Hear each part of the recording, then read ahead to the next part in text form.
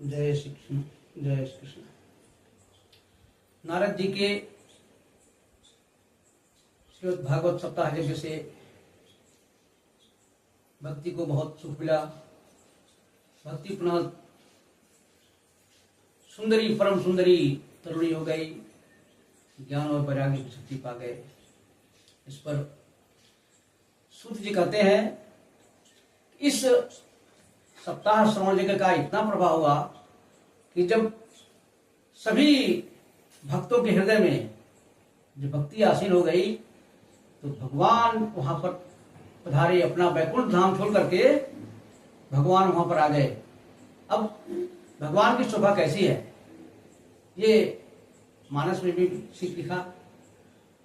भय प्रगट कृपाला दीन दयाला भक्तन के सुखकारी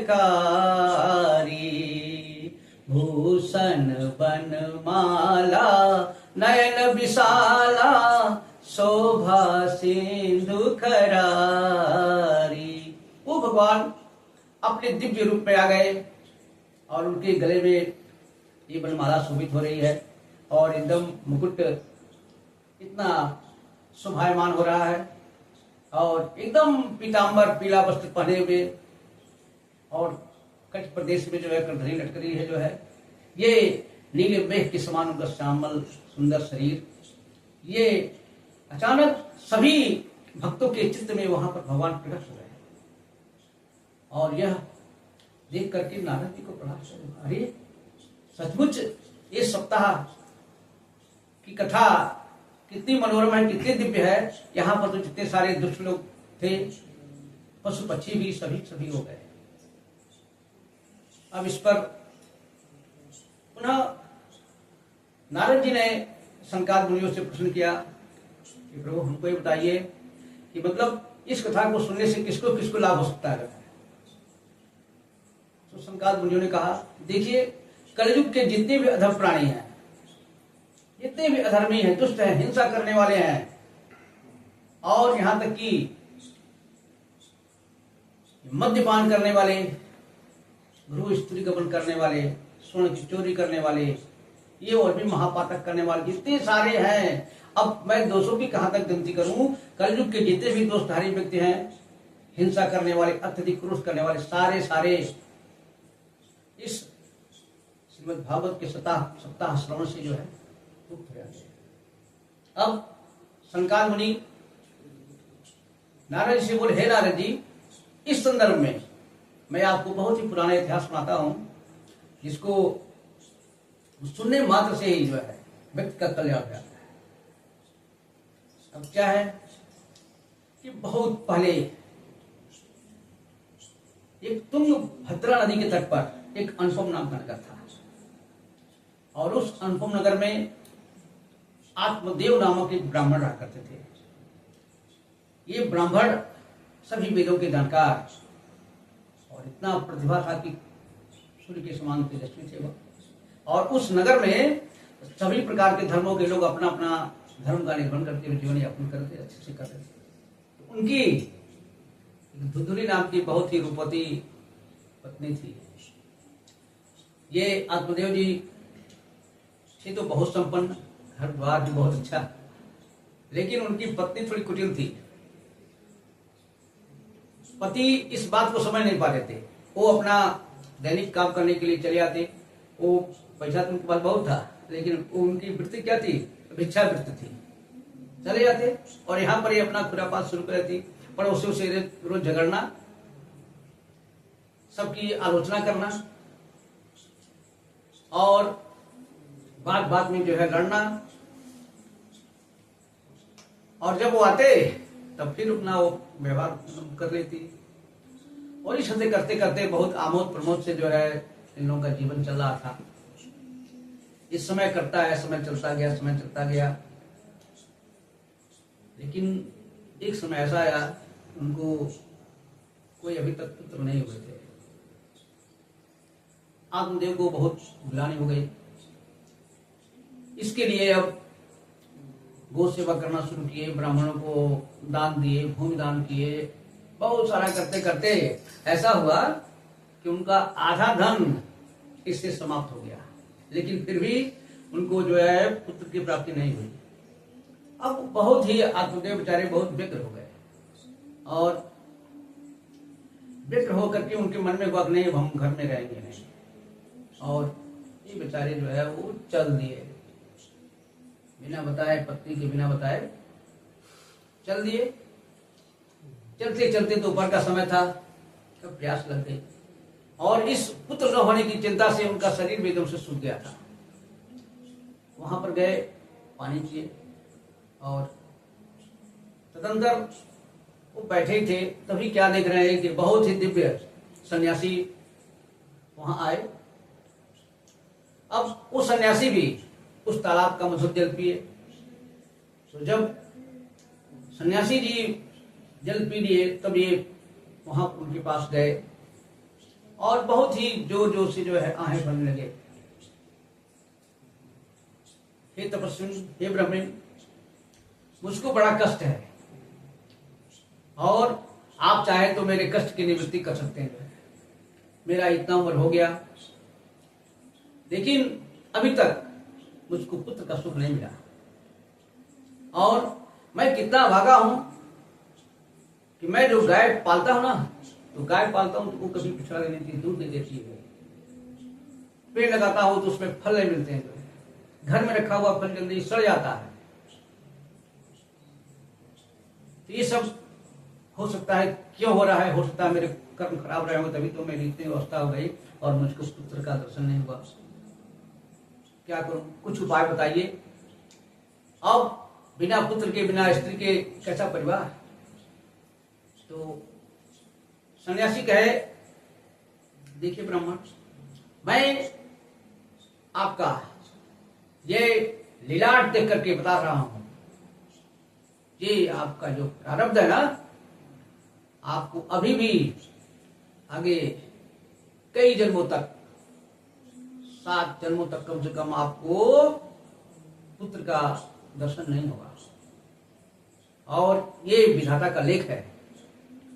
इसलिए इस विधाता के लेख को कोई मिटा नहीं सकता है। कैसे बोले थे? जो विधि कर्म में लिखा विधाता, मिटाने वाला कोई नहीं, वक्त पड़े पर गज भर कपड़ा, देने वाला कोई नहीं। हे ब्राह्मण देव, आप हट मत करिए। लेकिन वो तो हट पकड़ लिए, लगे रोने, लगे गिड़गिड़ाने। नहीं प्रभु, जैसे भी आप हमको पुत्र दीजिए ही। देखो, हट पूर्वक हट करने से जो है, ये राजा चित्रकूट को बहुत परेशानी पड़ना था। वो क्या होगा कि कितनी समस्या झेलना पड़ा। किसी भी व्यक्ति को जो भाग्य का लिखा हुआ है उसे अपनी जबरदस्ती नहीं करना चाहिए। लेकिन तुम कहते हो, लो, अपनी सिद्धि से उन्होंने एक सुंदर सा फल निकाल कर दिया, बोले कि अपनी पत्नी को खिला देना। लेकिन पत्नी को कम से कम साल भर तक एक शौच नियम तब से रहना पड़ेगा, सुस्तता से रखना पड़ेगा, और उसको केवल एक टाइम का भोजन करना है। इस बात को ध्यान देगी तो पक्का ही एक अच्छे आचरण वाला बालक होगा। अब यहाँ पर बहुत प्रसन्न हुए, उनको आस जग गई कि ये तो वृथा न जाए देव शिवाने, ये सन्यासी का कहा हुआ लिखा होगा। लाए, बड़ी खुशी खुशी गए और अपनी पत्नी को वो फल दे दिया कि देखो, हम लोग जिसके लिए परेशान थे, इतना दान पुण्य किए, तो ये खाओगी और तुमको एक बहुत अच्छा बेटा होगा। अब धुंधुली ने फल तो ले लिया। पंडित जी जो है वो क्या हुआ, फल को लेकर बाहर चले गए। अब इसी समय उसकी एक सखी आ गई। अब सखी से अपनी सारी मनोव्यथा जो है वो लगी कहने, देखो ये ऐसा है, लेकिन मैं तो जो है नहीं चाहती हूँ गर्भवती होना, क्योंकि इसमें तो मैं बहुत सारी समस्याएं हैं इसमें। जब उसमें मेरे पेट में बच्चा रहेगा तो उसी कारण मेरा पेट बढ़ जाएगा। अब पेट बढ़ेगा तो फिर खाना वाना नहीं खा पाएंगे, बोलिए। और जब खाना नहीं खाएंगे तो मैं दुबली हो जाऊंगी। अब बताइए ना जी, जब दुबली हो जाऊंगी तो घर का काम धाम कैसे चलेगा? ये तो अलग बात। और हो सकता है मान लीजिए गर्भ जो है पेट में टेढ़ा हो जाए, तब फिर उसको तो पैदा करने में समस्या। अब मैं जब खाना पीना नहीं खा पाऊंगी तो कमजोर हो जाऊंगी, घर का काम करना कैसे होगा? अब मान लीजिए कैसे हो भी गया तो आएंगी वो टकसार करने के लिए मेरी वो ननद जी आएंगी, और ननद जी आएंगी और मैं तो यहाँ पड़ी हूँ जो है बच्चे को लेकर के सूतक गृह में, और ये मौका दे करके सारा सामान सब देखिए रफू चक्कर। तो अब बताइए, नहीं ये तो ठीक नहीं है। हम तो समझती हूँ जी कि पुत्रवती होने के पश्चात जो बांझ होती है ना औरतें अथवा जो विधवा होती हैं वो ठीक होती है। और इस प्रकार बहुत ही वो चिंता में पड़ गई, क्या करें। और तब तक ऐसे ही बिना बुलाए उसकी बहन आ गई। बहन को बताया तो बहन भी बहुत समझदार थी। कोई एक बच्चे के लिए तरसता है और किसी के कई बच्चे होते हैं, तो उस बहन के कई थे, तो सोची ठीक तो है, एक ही चलाएगा। अब वो बोली देखो जी, मेरे पेट में बच्चा होने वाला है, और अगर तुम हमारे पति को कुछ पैसा वगैरह दे दोगी ना तो वो दे देंगे, और इस बात को कोई समझ नहीं पा रहे, और तुम ये एक गर्भवती होने का नाटक करो। तो बोली ठीक है। अब ऐसा ही प्लान उन्होंने बना लिया। बेचारे पंडित जी कितने बोले वाले थे, वो तो ये समझ नहीं पाए, और वो बोले कि हम अब बोल देंगे हमारा बच्चा 6 महीने का हो गया, मर गया, और उस बच्चे को दूध पिलाने के लिए मैं आया करूंगी। ये ऐसा ही उसने नाटक किया। और ये क्या किया कि इसको देखा कि मतलब क्या प्रभाव है इस फल का। तो फल को उन्होंने क्या किया, जो अपने पास जो गाय रखे थे ना, ये गाय को खिला दिए। अब देखिए समय बीत गया, और जैसा कि होता है कि 9 महीने के पश्चात वो बता दिया कि जो है अब तक तो छिपी रही, और बोली कि हाँ जी हमको तो बच्चा हो गया। अब पंडित सुनी, कितनी सुख की बात हो गई। पंडित जी पूरा उसका जब तक कर्म कराए, ब्राह्मण को दान दिए, बढ़ावा हुआ, कितना सारा जो है, कितनी खुशहाली की बात हुई। अब सब कुछ ठीक ठाक, लेकिन एक चमत्कार और हो गया। 3 महीने बाद उस गाय को भी जो है एक दिव्य बालक पैदा हुआ। अब आत्मदेव जी ने देखा कि अरे ये कितना दिव्य है, मनोहर बालक, लेकिन उसका कान जो था ना, वो कान गाय के कान जैसा था, क्योंकि माँ का कुछ अंश तो होता ना बेटों में। अब इसलिए पंडित जी ने उसका नाम दिया गोकर्ण। अब दोनों का एक तुलना किया गया कि समय बीतता गया, दोनों बेटे जवान हुए, लेकिन गोकर्ण जी बहुत ही ज्ञानी, विद्वान और सुसंस्कृत हुए, जबकि ये धुंधकारी, जैसा कि नाम है ना, तो बड़ा दुष्ट निकल गया। ये धुंधकारी हर तरह की जो है दुष्टता भरी काम करता जो है, पड़ोसियों के बच्चे को लेकर कुएं में डालता, और हिंसा करने में और सबसे झगड़ा करने में। ये कुत्तों को साथ लेकर के शिकार करता, चंडालों से उसकी दोस्ती हो गई। अब इस करते करते वो पड़ गया चक्कर वेश्याओं के चक्कर में। 5 वेश्याएं उसने रख लिया। अब लगा परेशान करने, माता पिता को भी पीटा। अब ये आत्मदेव जी बहुत बेचारे दुखी हो गए। उनके मन में हुआ कि अब ये जिंदगी तो बेकार है, ऐसा पुत्र से तो मेरा बिना पुत्र का होना ही ठीक था। अब इसी घटनाक्रम में तभी गोकर्ण जी जो है आ गए। गोकर्ण जी तो हरदम तीर्थ तपस्या में रहा करते थे। तो कहे बेटा देखो ऐसा ऐसा मेरे साथ हो रहा है, मैं क्या तमन्ना किया था, क्या हो गया मेरे साथ, हम लोगों का जीवन नरक बना दिया है इस धुंधुकारी ने। तो कहे पिताजी देखिए ये सब भाग्य का खेल है। अब ज्यादा आप ना इस सांसारिक मोह माया में मत पड़िए। क्यों? इसमें आपको जैसे लगता है कि भ्रांति जो है ये सुख है, तो सुख कहीं है नहीं। इस पर क्या भागवत में क्या लिखा है? न चंद्र सुखम किंचन न सुखम चक्रवर्तिनः सुखम अस्ति विरक्तस्य मुनिः एकांत जीवनः। इंद्र भगवान को भी जो है ना, उनको भी सुख नहीं है। जो राजा चक्रवर्ती हैं उनको भी सुख नहीं है। सुख किसको है? जो एकदम विरक्त हो गया है, जो वैरागी हो गया है। इसलिए मुंच अज्ञानम प्रजारूपम, आप ये अपने पुत्र का जो मोह है ना उसको छोड़ दिए।